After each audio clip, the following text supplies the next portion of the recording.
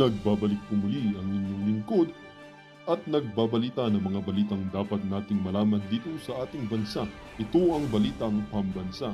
Ating ngang matutunghayan sa channel na ito kung ano ang nangyayari sa loob ng ating gobyerno at syempre tumutulong na rin sa ating mga mamamayan na malaman ang katotohanan dahil mayroon tayong karapatan na malaman ang tunay na nangyayari sa ating bansa.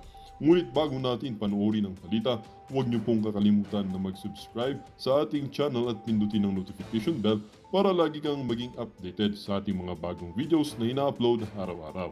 At sa ating mga solid viewers naman dyan ay maraming salamat naman po sa walang sawang pagsuporta. At syempre, huwag din pong kakalimutan mag-iwan ng like at i-share ang ating mga videos. At kung mayroon ka naman pang opinion, ang ating comment section ay bukas para sa inyong mga Legal Council, Juan Ponce Enrile, ang umano'y sangkot sa inhustisya na ngayon nananawagan ng hustisya. Anong inhustisya pinagsasabi nitong matanda na to? Ikaw, Enrile, padapit hapon ka na lang kung ano-ano pa mga pinagsasabi mo.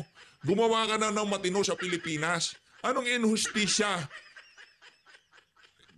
Anuhin nyo muna, patunayan nyo muna na kagagawa ni Tatay Digong ang pagkasawi ng mga tulak ng droga nung panahon niya. Kung hindi nyo rin mapapatunayan, manahimik na lang kayo. Dagdag pa ho nitong si Enrile, binanggit ni Enrile ang pagsasagawa nila ng National Prayer Rally para sa isang Diyos na tinawag nila noong stupid. Anong stupid? Pambihira talaga tong si Enrile, oo. Ikaw, Enrile, ang gawin mo, manahimik na ho kayo. Tapos na ho ang ano nyo. Lahat, ginawa kayong Presidential Legal Council sa paniniwala nitong si Marcos Jr. na pagka binukan nyo yung bunganga nyo na yan, merong naniniwala. Ang problema ho dito, Enrile, wala hong naniniwala sa mga kabalbalan na pinagsasabi nyo. Kailanman hindi ho kayo nagkaroon ng kredibilidad sa sambayan ng Pilipino. Dagdag pa ho nitong matandang walang pinagkatandaan na si Enrile, they blame nearly everyone else except themselves for their miseries which they themselves created because of their lust, arrogance, hubris and hunger for power. And Belp, sabi niya, anak na to, kung anong pinagsasabi nitong matanda na to? Hindi porket naging Senate President ka, hindi porket ginawa kang Presidential Legal Council nitong si Bangag, maniniwala na sambayan ng Pilipinas. Wala ko kayong kredibilidad. Anak ng to, anong panahon ni Tatay Digong, meron ka pang papirma-pirma ng libro. Meron ka pang pahatid ng libro sa Malacanang. Anak ng tokwa, pambihira ho talaga. Huwag naman sana masaktan yung mga kababayan nating Ilocano. Proud ho ba kayo dito kay Enrile? Anak ng tokwa, alis ka na nga dyan. Matandang to. Alam ko, tayo matanda na rin. May edad na tayo. Actually, nakaklase natin yan si Enrile dyan sa San Andres Bukid nung nag-aaral tayo ng elementarya. Classmate ho natin dati yan. Alam ko ho yung mga libangan niya si Enrile. Ito mga kababayan. Dito ho tayo kay ano tawag dito? Kay Tolentino. Tolentino!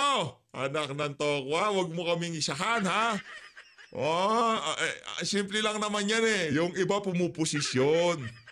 Yung mga nasa alyansa ng mga bangag, pumuposisyon. Sinusubukan nilang kunin ang simpatsya ng mga DDS.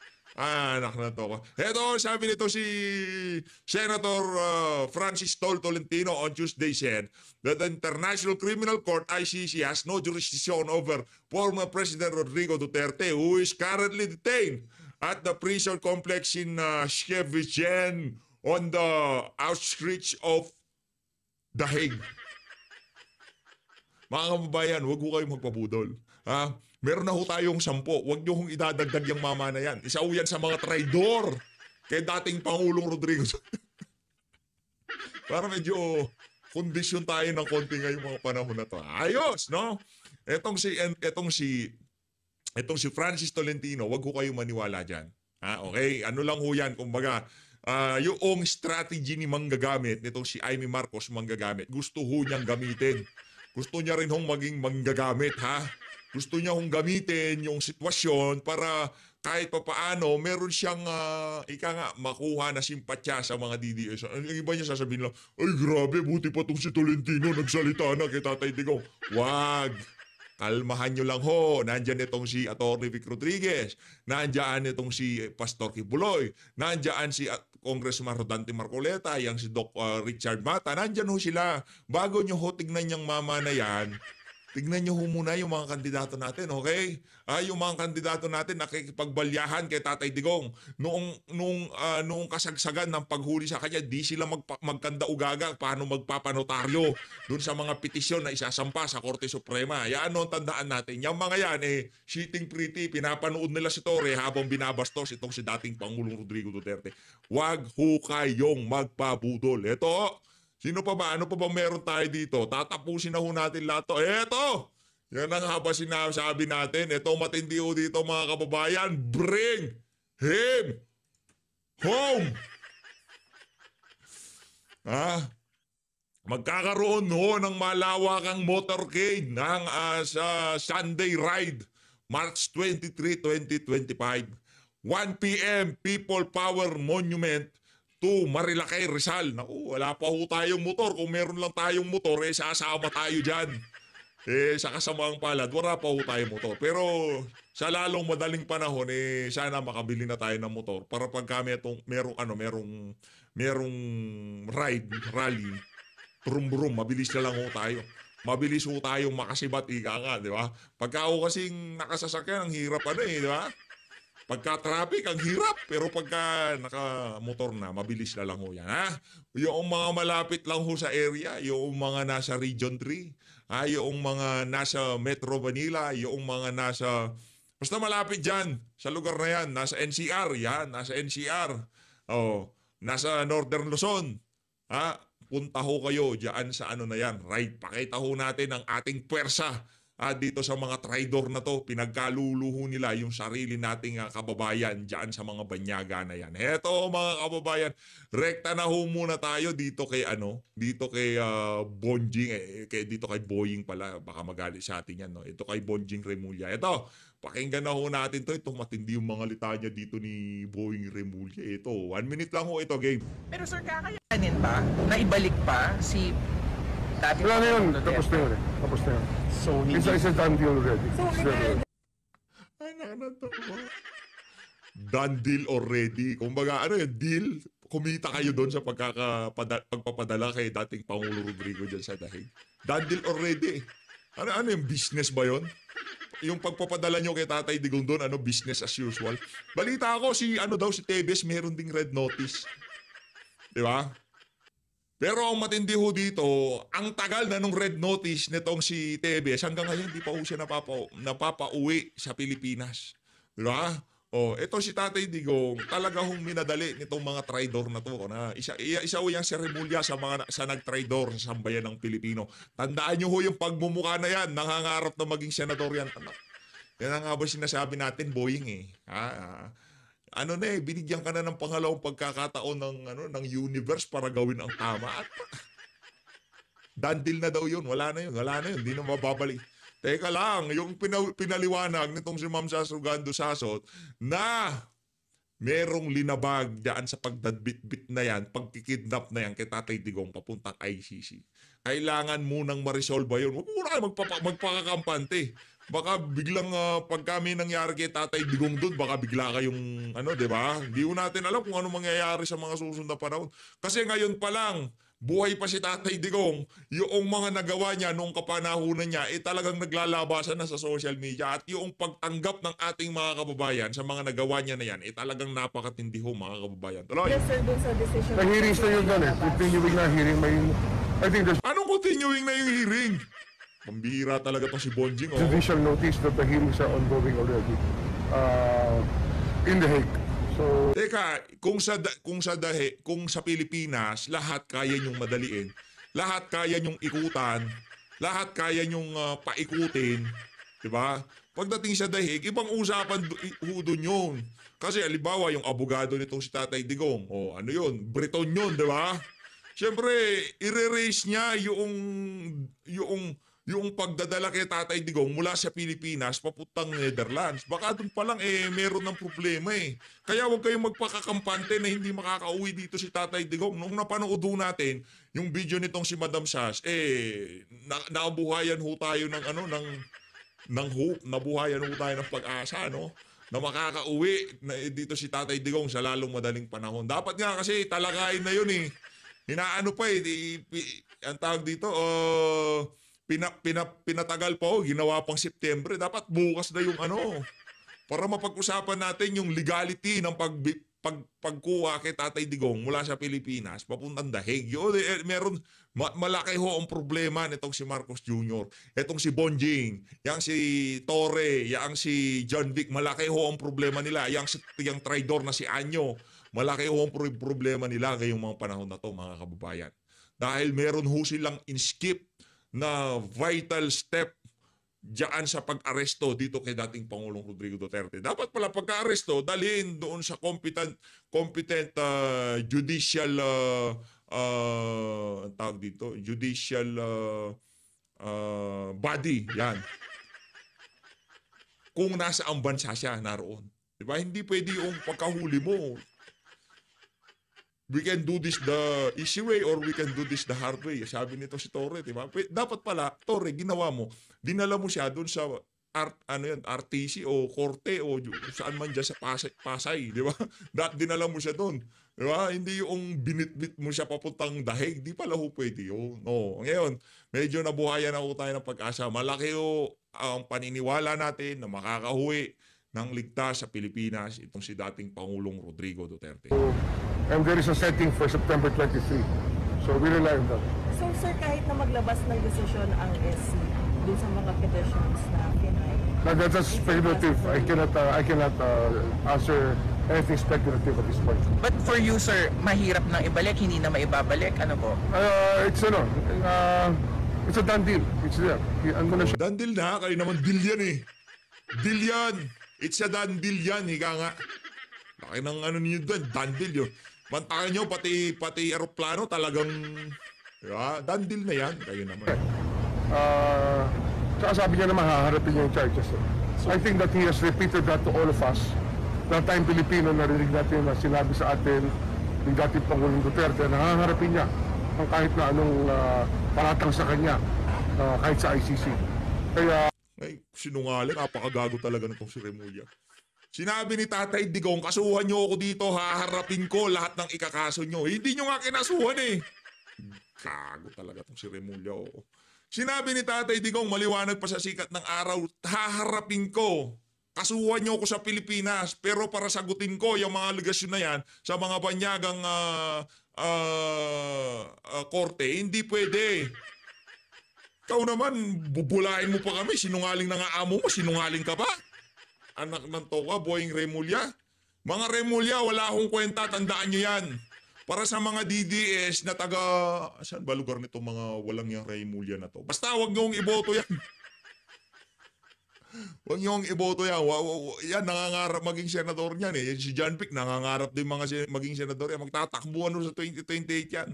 Nakikita na ho natin ang composition ng senatorial slate nila sa 2020. Ngayon, 2025, nakikita na natin. So sa 2028, parang maliwanag na ho sa atin kung paano yung magiging composition nila. No? At sigurado, merong Remulla dyan. 100% ho yan, mga kababayan. Yung mga sumalbahe kay Tatay Digong, nako, talaga hong pipilitin nilang magkaroon ng pwesto bago bumaba itong si Marcos Jr. Dahil alam nila na may kaalalagyan sila kung pag nagkataon.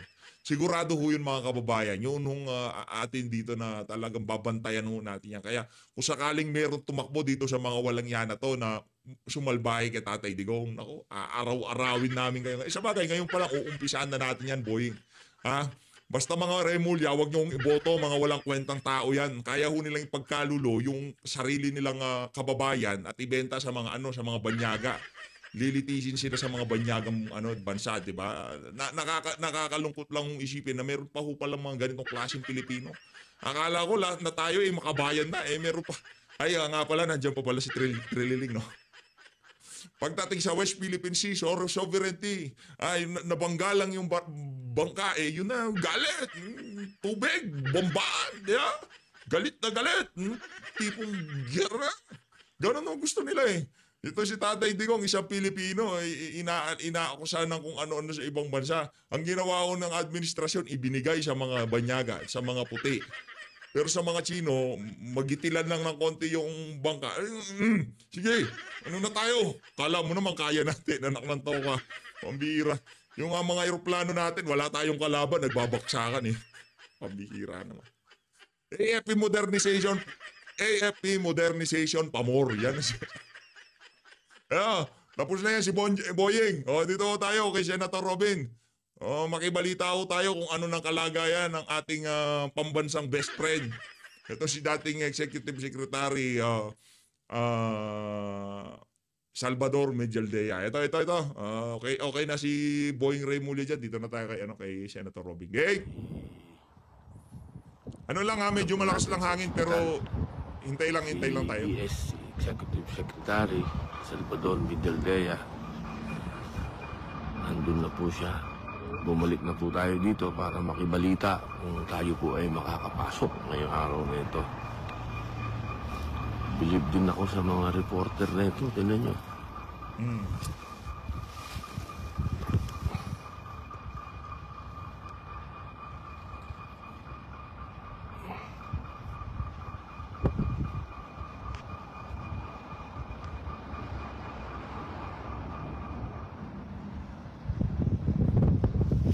Solo flight siya.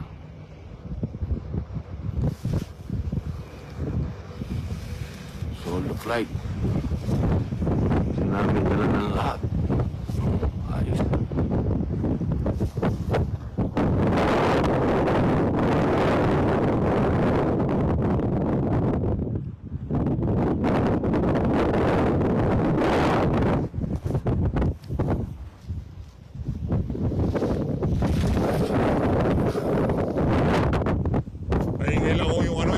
Si Senator, no? Pangit lang dating panic lang. Hintayin muna natin gumanda. ES po ay Lakas ng hangin eh. ilang araw lang hindi natutulog. Pagod sa edad niya. Sa lahat ng mga Sundutan ko lang na mabilisan ha, itong anong pangalan itong si Boy ha, itong may-ari ng Happy Toothpaste. Boycott nyo itong produkto na to, huwag nyo hong bibilin to mga kababayan. Pang Mesaltic ho ito, pang Tridor ho yan, Happy, pang Tridor ho yung toothpaste na yan, huwag nyo hong bibilin yan. Sa mga magkugorosary ha, yung wala ng toothpaste sa bahay, huwag nyo hong bibilin yan, toothpaste ho ng mga Tridor yan. Ito ang sabi niya, Cosilio Pedro. Tama, babasa ko sa pangalan mo. Cecilio Pedro. Malakas na. Diba? Matindi na, kaya... Cecilio Pedro, ano ba ang nito? Ano ang kanyang produkto? Huwag niyo hong bibilin lahat ng babanggitin ko na to, ha? Happy Toothpaste, huwag bibilhin. Das Dishwashing, huwag bibilhin. Dewdrops Alcohol. Blue Paste. Gomtech Pro Maxi Bango, Maxi Wash Linis, Virosol, Maxi Sure. Wag niyo hong bibili lahat ng ang sabi ho niya kasi dito, on the illegal arrest Duterte, ICC is just doing its job. Hindi makakapasok ang ICC dito, bangag ka na rin. Walang jurisdiction dito, Cecilio Pedro, ha? Walang dito, walang jurisdiction. Ibinenta ng presidente mo, ibinigay niya sa mga banyaga si Tatay Digong. Yun ang totoo. Baka hindi mo alam nangyayari, kakasupilyo mo. Tigilan mo muna yan, ha? Mga kababayan, wag ho kayong bibili ng Happy Toothpaste. Pang Tridor ho yung toothpaste na yan. Pwede na yung Colgate. Basta yung di nakikialam sa politika. Paramdam ho natin dito sa mga itong mga kapitalista na to, na hindi nyo pwedeng ganyan-ganyan nasambay ng Pilipino. Huwag nyo kaming gaguhin. Brad, Cecilio Pedro, ha? Ayusin mo. Boycott sa mga content creator, pasadaan nyo rin ng isang beses tong api na to. Walang yaka, ha? Sumasaw-saw-saw ka pa. Pero matinding niyan, yung Das Dishwashing, ang Happy Toothpaste, yan ho mga kababayan, huwag niyong bibilihin. Yan, dishwashing liquid ng mga Tridor at toothpaste ng mga Tridor. Okay? Malinaw ho ba yung mga kababayan? Basta huwag yung bibilin. Eto na, rekta ho tayo kay Senator. Ito naman kasi si Ma'am Sas, post ng post eh. Mamaya ka na mag-post. Game. Precious. Balikan yan. Pangit ang kargada, pangit ang kargada. Pangit ang kargada ni Senator. Dali lang, inaan ko lang ha.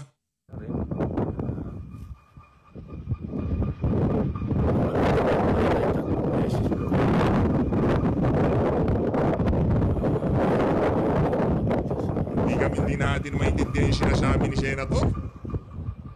Maano? Mahangin eh. Mabubuting Makikibalita sana tayo dito kay Atty. Miguel Dea.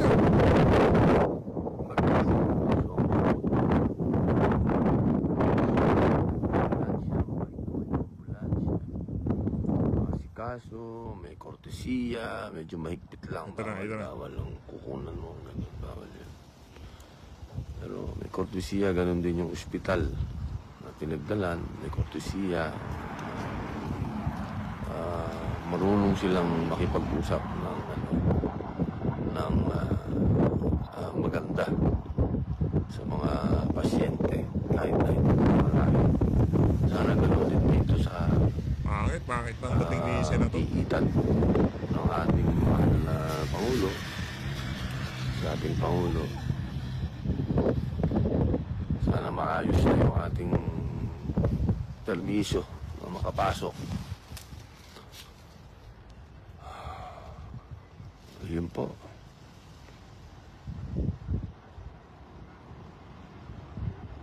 Maraming salamat, Marie Endozo. Pag-ingatan po kayo. Maraming salamat. Sabi ni M.M. Elliot Benguil, ingat po kayo palagi. God bless. Good afternoon, sabi ni Jacqueline. Sin is watching. Assalamualaikum from Saudi Arabia, galing kay Ying Mats. Ayun po ang mga nagaganap po dito.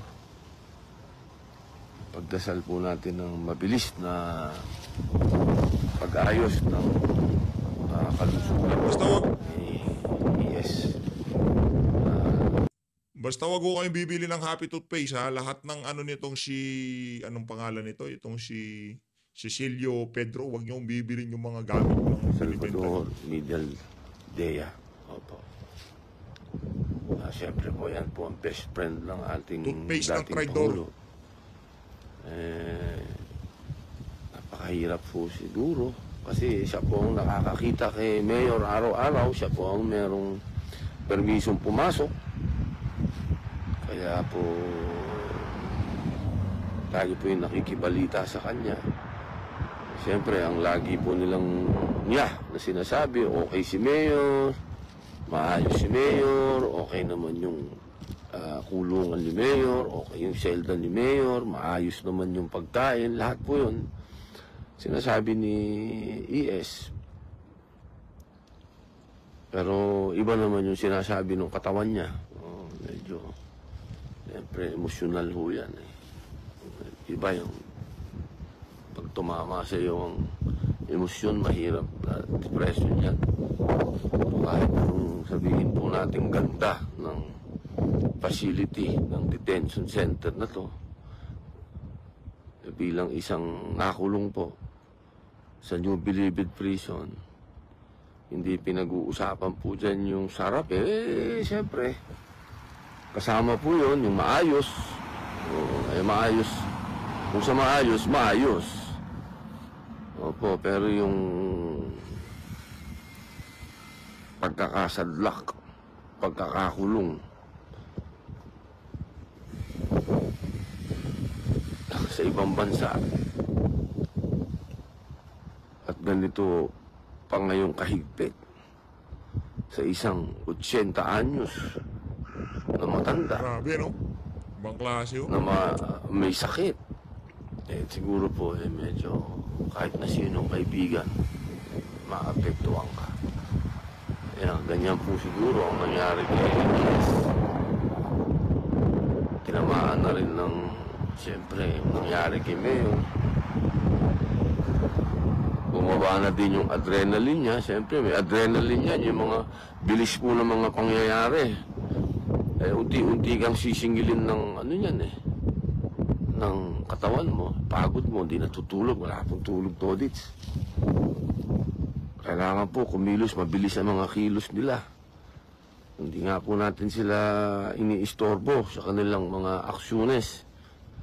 Nakasuporta lang po tayo dahil talagang ang aksyon po nila dito talagang mabilisan. Opo, iba po ang ano din dito takbuhan sana.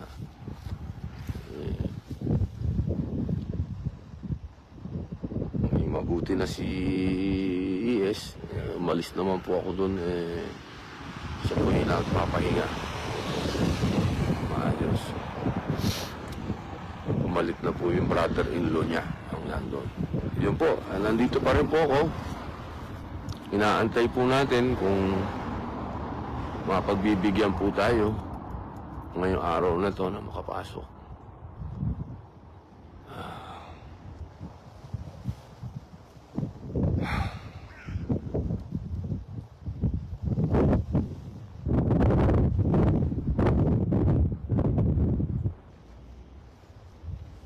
Lamig.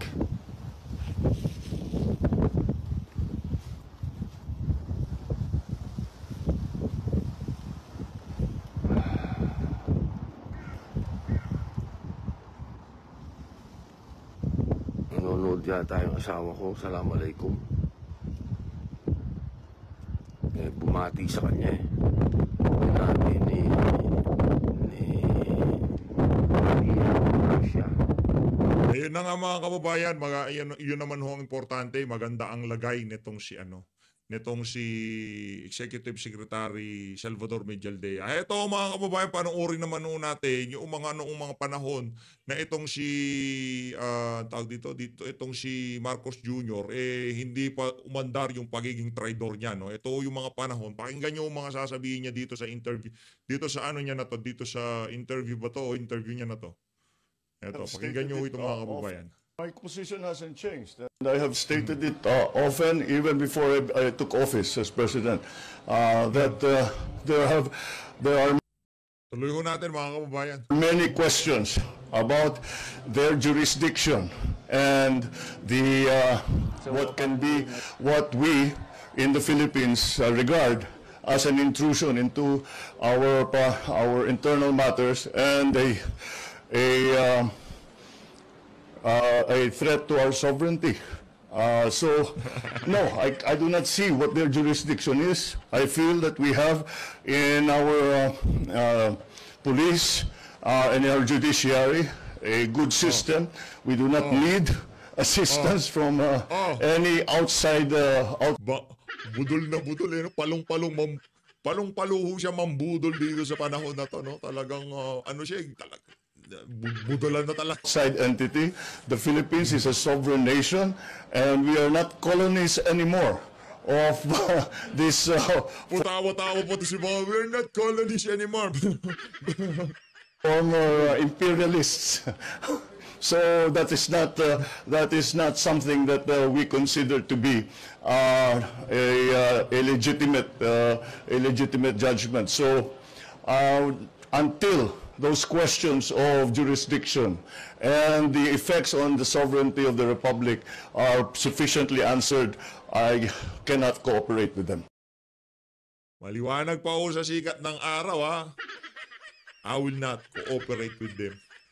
Parang ano lang ho yan, 20 pesos na kilo ng bigas. Parang unitim lang ho yan. Parang continuity lang ho yan. Yan ho ang ginagawa ng mga mambubudol. Kaya kayo, mag-ingat ho kayo.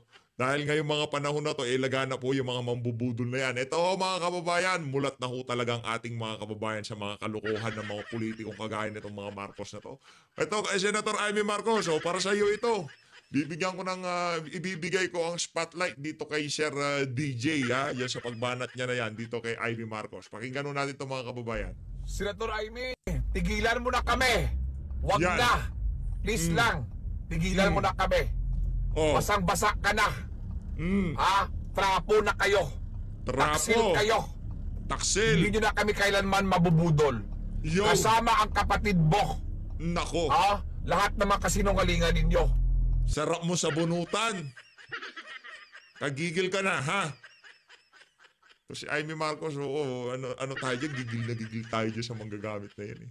Kesyo mag-iimbestigasyon sa Senado, iimbestigahan daw yung pagpapadala kay Tatay Digong, yung pag-kidnap sa kanya, di ba? Anak ng toko, kapal ng mukha, gusto pa talagang gatasan. Wala naman kaming pakialam kahit hindi pag-usapan yan eh. Sa Senado, wala naman tayo. Ano ba magagawa ng imbestigasyon na yan? Nandun na si Tatay Digong. Nandun na si Tatay Diggs. Mag-imbestiga ka at hindi, wala kaming pakialam. Dahil ano lang naman yan eh, gagamitin mo lang naman ang iyong pwesto bilang senador para makuha ang simpatsya ng mga Duterte supporter. Diba? Yun lang naman talaga ang pakay mo dyan, Amy Marcos. Huwag mo na kami lokohin dahil alam na namin yung karakas mo, ika nga. Tapos na ang eksena ninyo. Ibabasura na namin kayo. Hindi na po kami magbabago. Hindi na kami magpapabudol muli sa inyo. Yung gawin palakpakan natin yung mga kababayan nating OFW. Yan na, meron pang manual na palakpakin, sir. Di lang special effects. Na kami. Natuto na kami. Tandaan ninyo. Ayun na nga mga kababayan, dito naman sa bahagi ng video natin na to. Bakit? Parang dami natin pinag-usapan dito sa video na to, no? Pasadaan natin itong si Happy Toothpaste at mga negosyanteng konektado dito sa matandang huhugin na to. Tandaan nyo ho mga kababayan, ha? Huwag kayong bibili ng Happy Toothpaste. Kung wala talaga, mag-asin na muna. Kahit yung naka-Tetra Pak, huwag niyong bibili niyan. Okay? Lahat to ng binibend, hindi ko natin alam. Teka lang, punta ako dito kay Madam Sasa. Punta tayo dito kay Ma'am Sasrugando Sasot. Teka lang mga kababayan. Para baka kulang pa kasi yung listahan na ibinigay ko kanina eh. Para kumpletos Ricardo Siganga. Ito yung mga produkto nitong itong matanda na to. Yan itong anong pangalan nito? Itong si Cecilio Pedro, kay Pedro ha. Ito. Happy Toothpaste, dishwashing, yun na ho pala, yung mga nabanggit natin kanina. Basta wag nyo na lang kung bibilhin yan. Marami naman nung alternative kung wala talaga, asin na muna kung available na toothpaste, Happy, wag nyo na kong bilhin, syempre, no? Wag nyo na kong bilhin. Iparamdam ho natin dito sa mga negosyante na to na sumasaw dito sa issue ni Tatay Digong na hindi naman nila alam ang pinag-uusapan. Magbenta na lang kayo ng supilyo. Supilyo ba tawag doon? Toothpaste. Huwag kayo makialam dito. Gusto makialam, wala namang problema. Kaso, yan ang mangyayari sa inyo. Pag hindi nyo alam ipinwesto sarili nyo, kalaban nyo dito, nakita nyo ba yung nag-rally sa Davao? O baka nakausap ka ni Marcos Jr.? O yung anong tawag dito sa grupo na to? BBM Allied Filipino-Chinese Chamber of Commerce and Industry President says the ICC is only doing its job. Ito pala yung Filipino-Chinese Chamber of Commerce. Naku! Sino kaya yung mga lagot kayo kay Madam Sas? Lagot kayo ngayon. Pagka ipinaskil niya yung mga produkto ng mga nasa Philippine-Chinese Chamber of Commerce, yung mga produkto nyo dito, iisa-isahin namin kayo, mga walang niya kayo, ha? Anong ICC doing their job? Wala nga silang jurisdiction. Nangyaka ka, oo. Pupunta ako sa pabrika ng toothpaste mo, papapasukin ako? Hindi ako papapasukin kasi wala akong jurisdiction. Ganon ang ginawa nila, tapos sasabihin mo ngayon, pag pumasok ako sa factory mo ng toothpaste, PH update is just doing his job, ganon. Bahala kayo dyan. Di ganon yun. Pag walang jurisdiction, hindi pwede. Huwag nyo nang i-justify. Hindi porket mga negosyante kayo, papakinggan kayo. Kayo lang naman, ano ba ginagawa nyo dito? Pinagkakakitaan nyo lang naman sa sambayan ng Pilipino. Nagpapakayaman, nagpapakasasa lang kayo. Di ba? Magnegosyo na lang ho kayo. Huwag na ho kayong makialam dito dahil, naku. Cecilio Pedro. Ito, pakinggan natin to, game. ICC. ICC is doing their job, okay? ICC is doing their job. Meron ba silang trabaho? Wala silang trabaho dito. Wala nga silang jurisdiction. Tanga ka ba? Duterte is there in Hague. let the courts siguro, he will be given a day in court. That's up. Ano bang deal nyo? Ano bang deal nyo? Kasi yung base kay Boying, yung deal nitong administration, done deal na yung kay Digong eh. Done deal na yung pagpapadala kay PRRD sa Dahig eh. Done deal na daw yun. So tayo dito ngayon sa PH Update, naku-curious tayo kung ano ba ang deal ng Filipino-Chinese Chamber of Commerce and Industry dito kay Marcos Jr. Ano ho bang deal nyo sa kanya? Mr. Cecilio Pedro. O sa mga gustong sumunod, walang problema. Free PR kayo dito. Tandaan nyo ho mga kababayan ha, mga kababayan. Ilalagay ko dito ang pagmumukha nitong mama na to para malaman nyo na huwag kayong bibili ng Happy Toothpaste. O yan, dito ko na lang ilagay. O yan. Siya ho yan mga kababayan. Yan ho ay si Cecilio Pedro. Huwag ho kayong bibili ng produkto ng mama na yan. I-search nyo na lang, Cecilio Pedro product. Mamaya, next video, ilalagay ho natin lahat yan. Itong mama na to, oo, parang doing their job. Up to him to prove him wrong or to prove him right. So let them decide. Okay? Ako, gusto namin matapos the sooner the better. The earlier the better. To settle all of this concern so we can move forward. Kailangan namin ng sa negosyo, sustainability, predictability. Hindi po. Wala. Nasira ka dito. Na-post ka na ni Ma'am Sastrogando Sasot. Okay na yan. Wala nung business. Mga mukhang pera kayo. Yun ang totoo. Wala nang problema. Nagbi-business kayo eh. May produkto kayo. May binibenta kayo. Binibili ng tao. Walang problema doon. Pero para pakialaman nyo pa yung politika, magnegosyo na lang kayo. Pero totoo naman na talagang yung mga negosyante, talagang ano yan eh. Kasi sila yung pinaka, ano yan eh, kumbaga gasolina ng eleksyon yan eh. Di ba? Gasolina ho ng eleksyon yan. Diyan ang gagaling yung mga campaign funds, itong mga walang yung politiko na to. Kaya tinatanong ho natin kung ano ba deal nila kay Marcos Jr.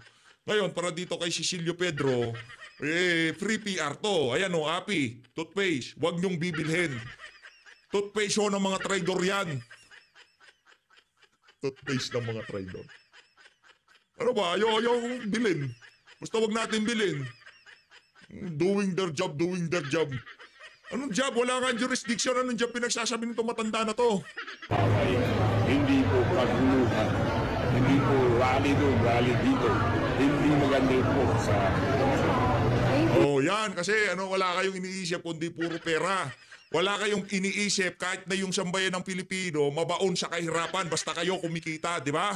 Gusto nyo stability para tuloy-tuloy ang kita nyo. Ganon ka walang kwenta yung ibang mga kapitalistang kagaya nitong Cecilio Pedro, ha?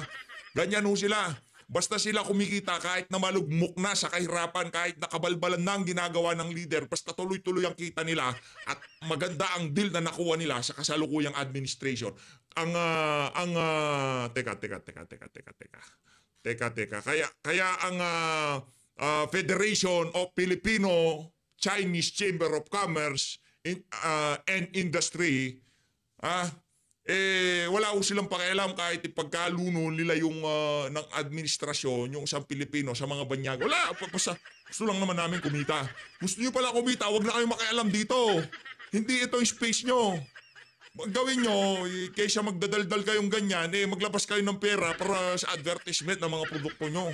Pero para dumaldal-daldal ka pa sa social media at ilabas mo pa yung mga walang kakwenta-kwentang mga komentaryo mo, lulukin mo na lang yan, Cecilio Pedro. Wala namang problema yon. Maraming salamat mga kababayan. Dito na natatapusin ang ating reaction video. Mag-ingat ho kayo lahat, ha? Mag-ingat ho kayo lahat. Mahalin natin ng Pilipinas. Hoy! Huwag bibili. Kung wala talaga asin kalamansi, pwede na yun.